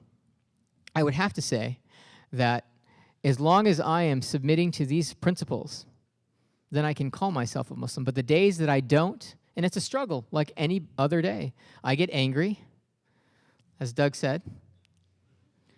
If I'm not submitting, then those are days that I'm not a Muslim, or that I'm not a good Muslim, or I'm not fulfilling my potential. So for me, it's a dynamic and a very active thing.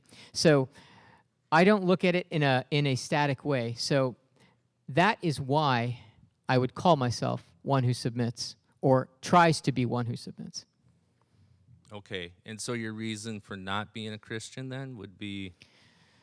Okay, so I'm happy I'm not getting these questions. These are so let me, I think this is going to be into our differences, and we can talk about our differences if you like. So, and we should be respectful to one another. Mm-hmm. I don't believe that Jesus is the Son of God. I don't believe that God, who is an absolute being, has a child. I believe God is absolute. We live in a relative world where we understand things based upon relativity. So what's up, what's down? It depends upon an ant is big compared to a molecule, but it's small compared to an elephant. Now, how does the absolute, which is God, has no limits, all powerful, all knowing, all this, all that, how does he get measured in a world of relativity? Now, I believe that's through principles, not through humanity. And when I've studied Christianity, and I don't mean this in any disrespectful form, and I want everyone to understand this, I'm just answering a question, okay? So if you look at what happened with the Council of Nicaea, and if you look at what happened in early Christianity, you've got the Nestorians, you've got the Jacobites, you've got the Nazarenes, you've got Origen of Alexander. Not everybody believes in your Christianity, which is Pauline Christianity. Okay, that was Paul. Paul wrote most of the letters in the New Testament. The Gospels are only 3, the Synoptic Gospels. Gospel of John came later in 95, which most people, correct me if I'm wrong, scholars say, wait, let's go to the first Synoptic Gospels, Matthew, Mark, and Luke. And Jesus even says in there, in Matthew, I quote, "Those of you who called me Lord and preached in my name, many of you will not make it to paradise. Many of you will be gnashing your teeth against the gates. The only ones who will make it will do what my Father said to do." When Jesus was on the cross, he said, Allah, Allah, lama sabachthani. Allah, Allah, lama sabachthani. It's in Matthew. They actually keep their original Aramaic there, so I encourage you to go to it. Allah, Allah, Allah. Who is he praying to? Allah, God. Now, what is the definition of Allah? It's not a name. It's a God. It means the one God. It's not like a name that, okay, your name is John, my name is this. It just means the one true God. So for me, Islam is inclusionary. I don't think I can ever accept a faith that is exclusionary, that says that I have to believe in somebody who died for my sins. I believe that there is more of, and I understand there's more to this. But for me, He feels me tensing. yeah. So for me, and this was John 3:16, for God so loved the world that he gave his only son so that those who believe him, now if you actually look at the tenses, we can go through an academic argument on that another time. We've done that. Well, to me, that's the beauty of my God. Okay, My Savior is that he would die for me. Yeah, so then that's great. the awesome So my recommendation for you would be that's a beautiful manifestation, and my God is so merciful that he didn't require a blood sacrifice. He can just forgive me, because it says in Islam there's only one commandment that God commands himself. Now think of God, because I don't think we actually think of God the way we should. So we say absolute, all-knowing, all-powerful, all this, all that. I mean, you can't fathom that, just like you can't fathom infinity. It's a concept. You cannot process that. We are finite beings. You can't process that. So this all-knowing, all-powerful says to himself, he commands himself, says, I command mercy unto me. So the difference between you and me, there's really no difference outside that you feel that God needed a blood sacrifice for his son to purify you. I feel, and that is a manifestation of mercy, and I think it's a beautiful manifestation. And I respect it and I revere it. Okay? Thank you. That's not mine. I don't believe that. But at the end of the day, whether God says, I command mercy unto me, like in the Quran, every chapter starts with, it, in the name of the most beneficent, the most merciful. Now, if you go to early Christians, go to Origen of Alexander, they did not believe Jesus was the Son of God.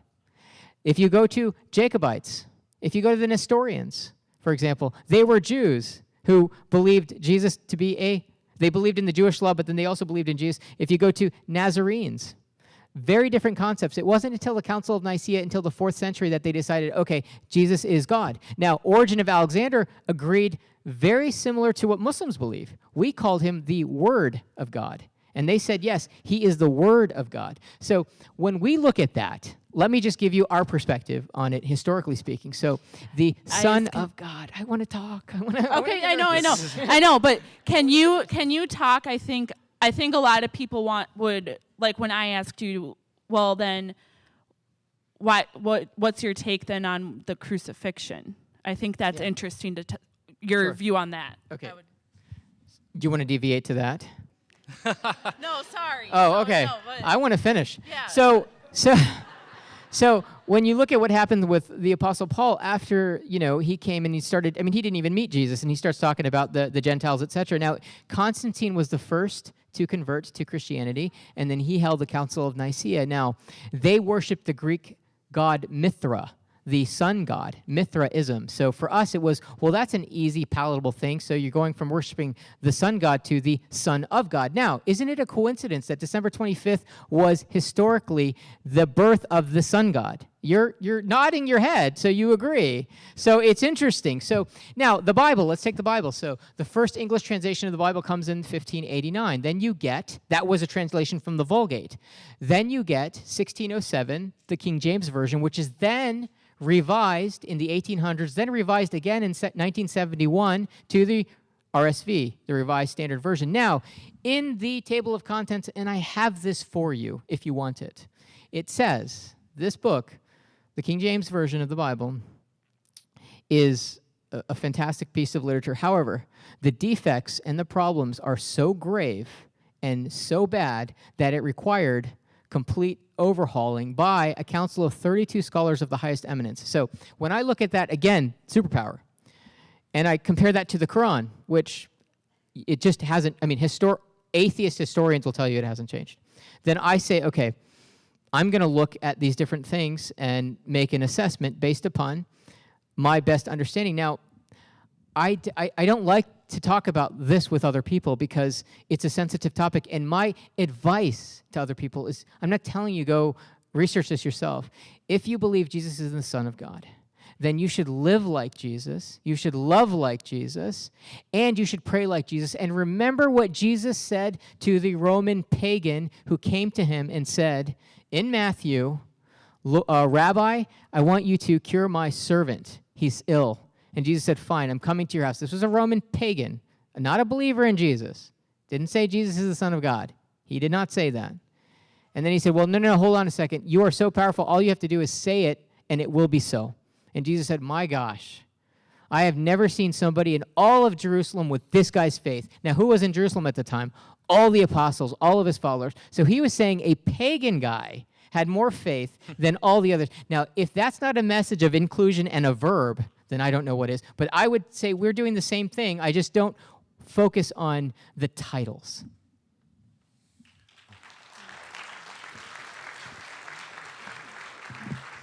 We'll take one more question. I know you've been standing there for a while, and I know that there's two other people over here, but I know he was here, but I think we really only have time for one more question. Yeah, so I apologize for that. No, Hi, my name is Brannon. First, I want to say I know that what you're doing is very hard, grueling work, draining. And first, I want to just thank you from the bottom of my heart. You are making our community a better place. So I just want to say that. Thank you. Thank you.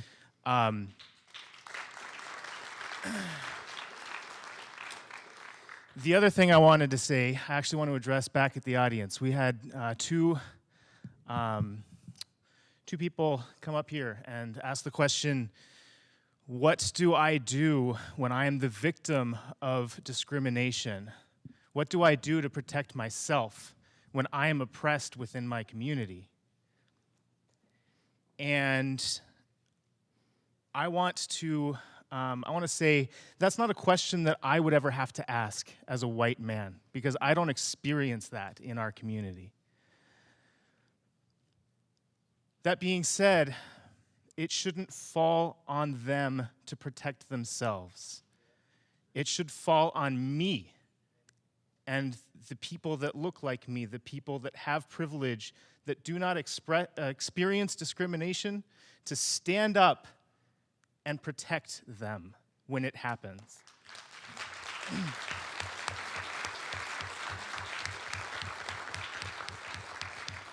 As we go into the Thanksgiving and holiday season and you go and say hi to your racist Uncle Joe, I encourage you to stand up and say, hi, racist Uncle Joe, I don't agree with what you're saying. And don't just laugh and nod your head.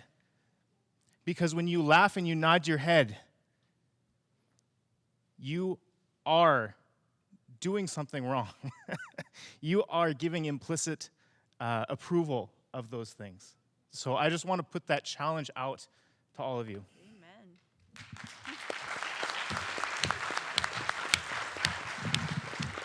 Well, I believe we're out of time. So thank you all for coming. Anita, did you have any parting words? All right, so on behalf of all of us, thank you so much for your time and energy this evening. And I would like to thank Pastor Mandy and Dr. Virji for their time and energy as well. Thank you.